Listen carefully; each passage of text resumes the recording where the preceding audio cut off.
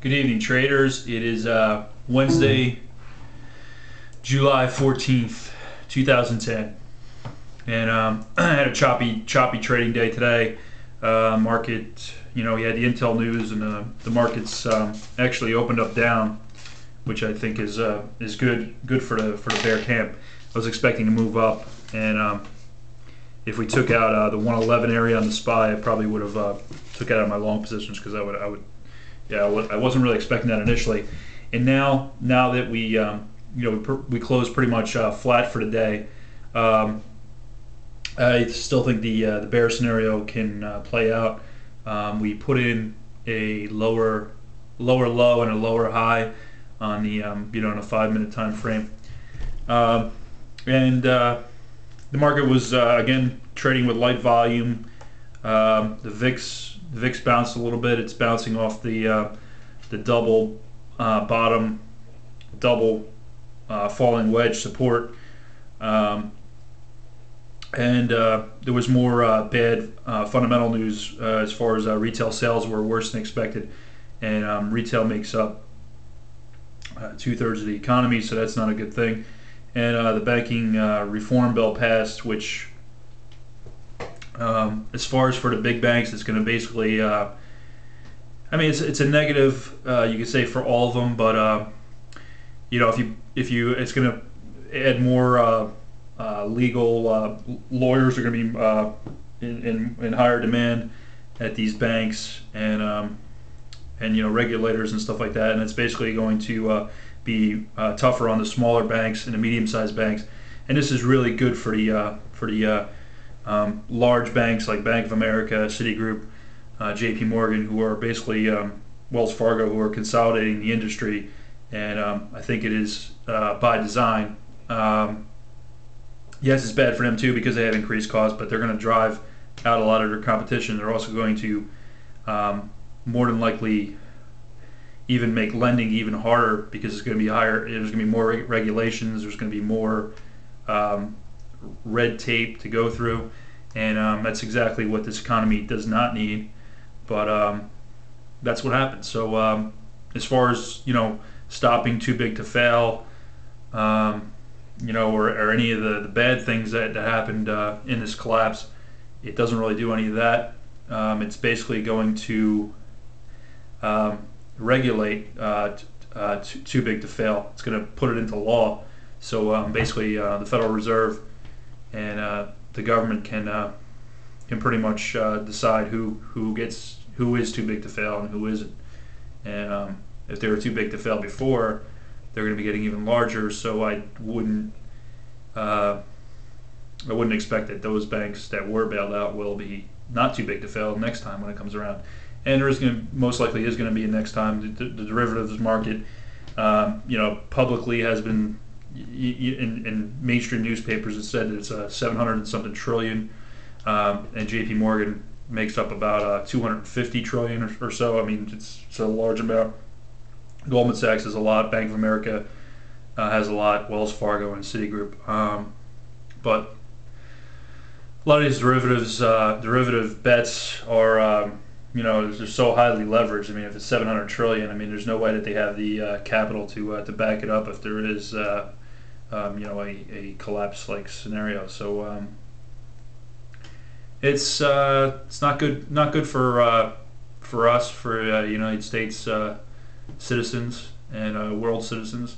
The government keeps trying to squash the little guy, and is basically representing the big banks and the big business, and it's not a good thing that's going on. And hopefully people start challenging this and realize that this is going to be the end for the small guy, and it's basically we're going to become all we're going to get very poor if something isn't done about this. And it's sad and it's unfortunate, because this country used to be really great. But anyway, that's enough of my thoughts on that. But gonna look at some charts. I'll look at the VIX first, and here's what I'm talking about with that double bottom, double falling wedge.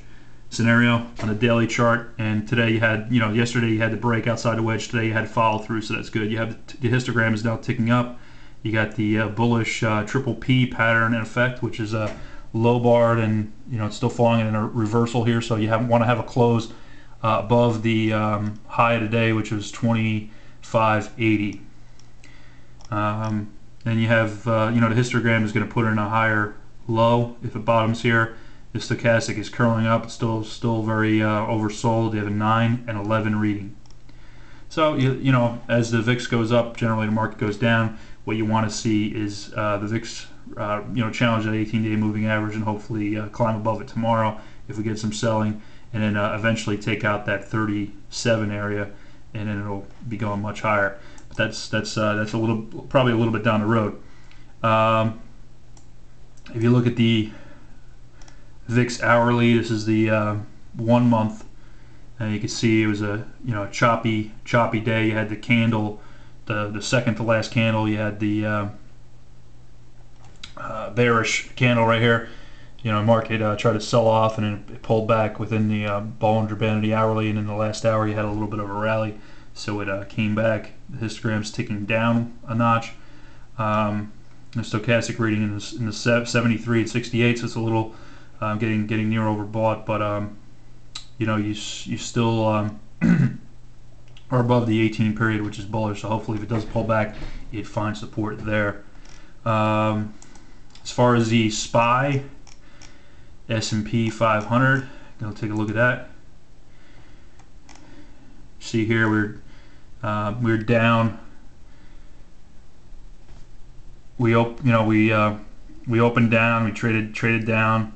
Found support at yesterday's lows. Then we then there was the rumors of J.P. Morgan rigging the European markets, and I saw that story around like 10:15, and sure enough, the market starts melting up until about noontime and on very low volume, and it challenged the previous day's high. It failed, and then we had a nice sell-off.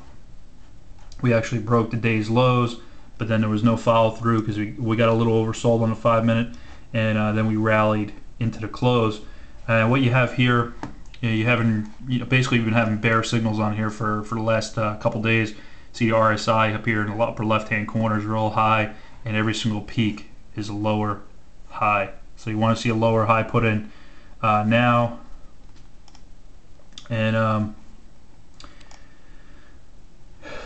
and you got the MACD, the same thing. You had it's been lower almost every rally here. So you want to see the MACD, top out at a lower area. The futures are down a little bit right now. They're down about 2. It is 10:15 p.m. Eastern Standard Time.